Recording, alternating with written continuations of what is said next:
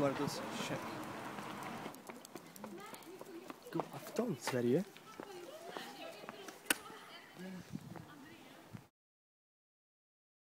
Över korvfärs.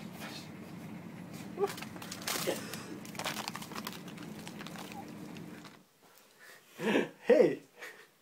Idag ska vi laga Kims underbara vegetariska lasagne.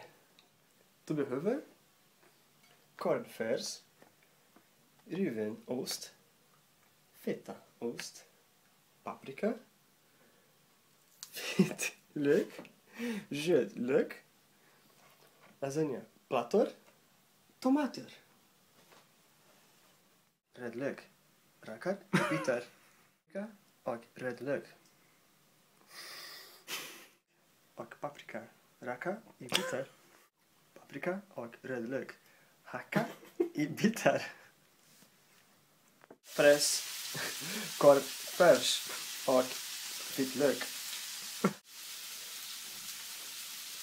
Press med korvfärs och vitlök. Peppar, salt och chili.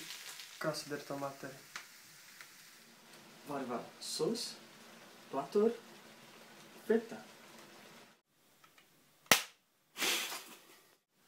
Avsluta med riven ost. I djungeln i 20 minuter. Ta en paus. En promenad.